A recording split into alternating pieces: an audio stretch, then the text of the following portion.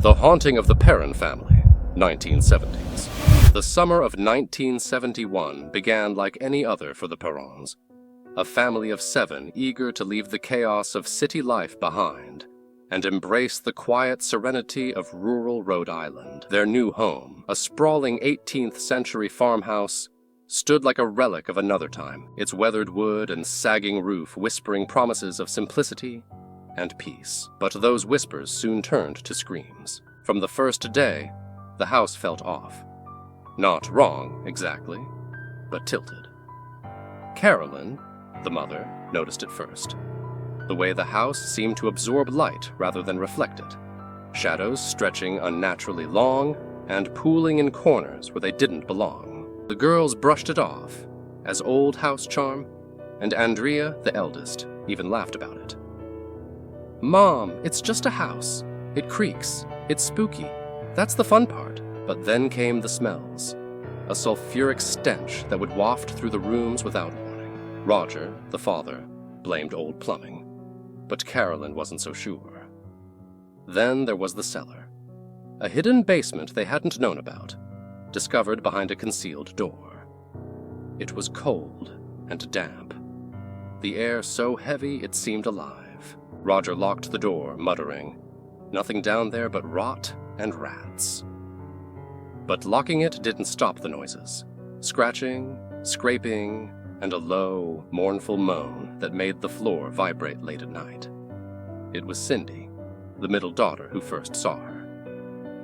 "She's in the corner," Cindy whispered one night, clutching her blanket tightly.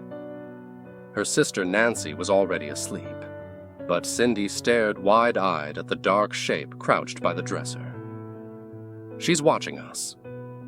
Carolyn found nothing there when she checked, but Cindy refused to sleep alone from that night onward. Soon, the other girls began reporting strange happenings.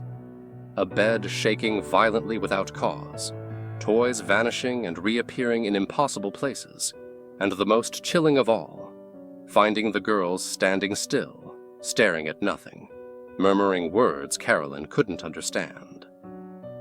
When asked, they'd blink and seem confused, as if waking from a dream. The dread deepened when a local historian mentioned the name Bathsheba Sherman. She had lived on the property in the 1800s and was rumored to have sacrificed her infant child in exchange for power, cursing the land and anyone who dared live on it. Carolyn laughed it off at first, but when she woke one night with deep, burning welts around her neck, as though an invisible noose had been pulled tight, her laughter died. Bathsheba, the historian said, was a woman scorned in life and hungry in death. She despised mothers, families, and love, making Carolyn her target. By the fall, Carolyn had grown pale and gaunt, as if the house were feeding on her. The family watched helplessly as she became increasingly erratic, disappearing for hours and often found kneeling in the cellar, muttering to the shadows. The worst night came in December when Andrea woke to Carolyn's screams. Mother was in the living room, her body twisted unnaturally, her eyes wild with terror as an unseen force hurled her across the room like a rag doll. It was then that Roger called for help. Ed and Lorraine Warren, renowned paranormal investigators, arrived armed with relics, crosses, and a quiet confidence. Lorraine, a clairvoyant, walked through the house, her hand trembling as she touched the walls. "She's here," Lorraine whispered. "She's angry, and she won't stop." The Warrens explained that the haunting was a spiritual sickness tied to Bathsheba's violent life and death. They conducted a seance, a desperate attempt to cleanse the house and free Carolyn from Bathsheba's grip. But the Warrens didn't anticipate that Bathsheba wasn't alone. The seance unleashed something darker, something older. The house itself seemed to come alive, shaking and groaning as its walls bled black ichor. The cellar door burst open, and a guttural roar echoed from below. Carolyn levitated, her body contorted in impossible angles, her screams mingling with Bathsheba's vengeful cries.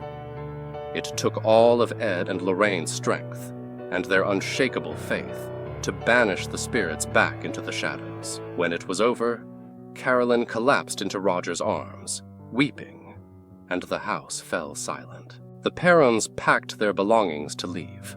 But as Andrea glanced back at the farmhouse one last time, she saw a shadow move in the upstairs window, a hand pressed against the glass, and a cruel, mocking smile formed in the darkness. Though the Perrons fled, the house never truly let them go.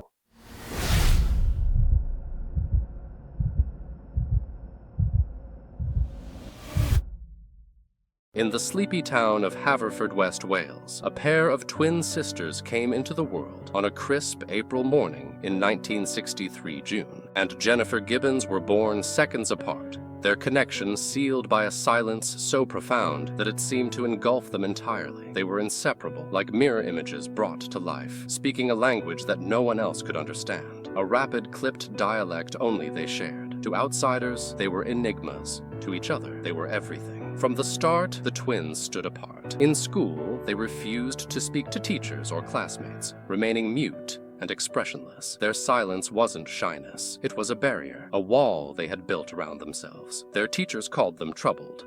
Their parents called them special. But there was something else about them, something unsettling that no one could quite name. By the time they were teenagers, the twins' isolation had deepened. They spent hours locked in their shared bedroom, writing in identical diaries, filling the pages with dark fantasies and elaborate stories. They created worlds where chaos reigned, and love was a brutal thing. One day, Jennifer wrote, "I am possessed by her shadow. She's the darkness, and I'm the light. We are enemies, but we cannot live without each other." The line between their fiction and reality began to blur. As they grew older, their behavior turned disturbing. They became fascinated with destruction, starting small fires in their backyard and shoplifting trinkets they didn't need. Soon, the crimes escalated: arson, vandalism, petty theft. Their bond seemed to fuel their recklessness, as if they believed they were untouchable as long as they acted as one. But beneath their united front, cracks began to form. Their diaries revealed a toxic push and pull. Dynamicing, a battle for control. June wrote, "She's got to die. She's the reason for all our troubles. Without her, I could be free." Jennifer's entries mirrored her sister's resentment. "Her death is my only way to live. She's taken my soul." Their actions finally caught up with them when they were arrested for burning down a tractor showroom. The court, baffled by their silence and strange behavior, deemed them a danger to society. At just 19 years old, June and Jennifer were committed to Broadmoor, a high-security psychiatric hospital. Broadmoor was no place for the living, let alone for two teenage girls. The twins spent years in near-total isolation, their silence stretching across the days like a suffocating fog. But even there, their connection remained unbroken.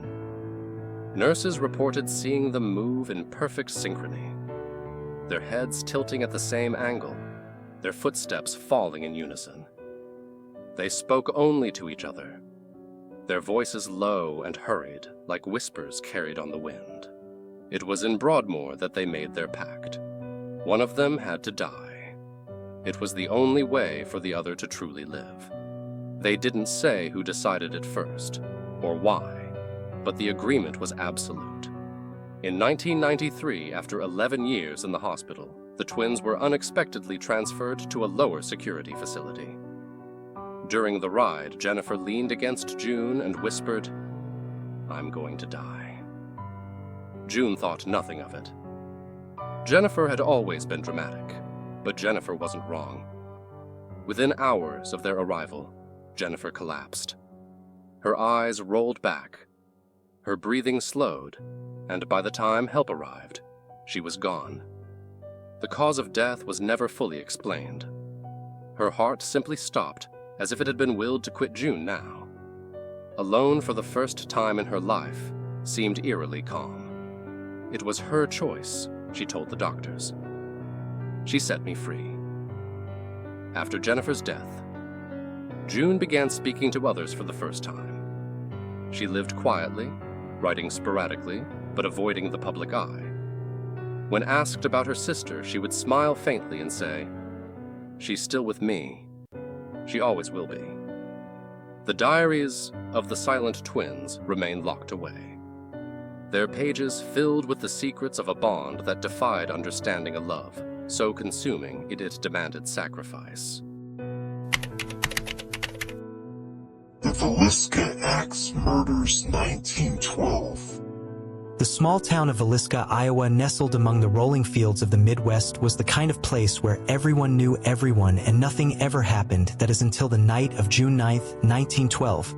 A night that would stain the town's name forever. It was a Sunday, warm and quiet, the air thick with the hum of crickets. The Moore family, Josiah, Sarah, and their 4 children, had just returned home from a church event. They were joined by 2 young girls, Lena and Ina Stillinger, who were spending the night as guests. The Moore home was a modest white house on a corner lot, the kind of place where life felt safe and predictable. But that night, an unknown horror crept into their lives. Sometime after midnight, as the town slept under a blanket of stars, someone entered the Moore house. The intruder carried an axe, a tool of work turned into an instrument of unspeakable violence. They moved room to room with deliberate, silent precision, bludgeoning each of the 8 sleeping occupants. No one woke, no one screamed. By the time the sun began to rise, the house was silent save for the buzzing of flies gathering around the horror left behind. When a neighbor noticed the house unusually quiet the next morning, they sent for help. What was discovered inside the Moore home was beyond anything the town had ever seen or could ever forget. Blood soaked the walls, the ceiling, the beds. The killer had left the axe in the room, its handle slick with blood. A mirror had been covered with a piece of cloth, and a plate of uneaten food sat on the kitchen table, as if the murderer had lingered for a meal. Whoever had done this was gone, leaving no trace but the carnage. The investigation was chaotic and desperate. Everyone became a suspect. Traveling salesmen, vagrants, even members of the church. A preacher named Reverend George Kelly, a peculiar and unsettling man, was arrested twice but never convicted. Whispers of a dark presence filled the air. Some said it was no man at all but something inhuman, something that fed on fear and death. The case grew colder with each passing year. The town moved on, but the Moore house didn't. By the 1920s, stories began to circulate that the house was cursed. Children dared each other to peek inside its windows, swearing they heard footsteps on the stairs or faint whispers calling their names. Doors would slam shut on their own, and the scent of blood seemed to cling to the air no matter how much time had passed. In the 1960s, the house stood empty, its paint peeling, and its windows dark. Locals began reporting more chilling phenomena. Candles lighting themselves, shadows moving where no one stood, and the faint sound of children laughing echoing in the dead of night. And then there were the dreams. People who stepped foot inside the house claimed they were haunted by vivid, violent nightmares. Visions of an axe swinging in slow motion, of faces frozen in terror. Some woke to find scratches on their arms, as if something had followed them home. By the 2000s, the Villisca Axe Murder House had become infamous, drawing thrill seekers and paranormal investigators, but even those hardened by years of ghost hunting reported feeling an oppressive weight in the air, a darkness that clung to them long after they left. One visitor, a skeptic, once spent the night alone in the house, armed with nothing but a flashlight and a recorder. By morning, he was found sitting on the porch, shaking, his face pale. He wouldn't speak of what he saw, but he left behind his recorder. When played back, it revealed nothing but static, until the very end. A child's voice, faint but unmistakable, whispered, "Get out." To this day, the Villisca Axe Murder House stands as a chilling monument to a mystery unsolved, a crime unanswered, and a darkness undisturbed. Some say the killer never left, bound to the place by the weight of their sins. Others believe it's the victims themselves, trapped between worlds, searching for justice that will never come. Whatever the truth, one thing is certain: the house remembers, and it waits.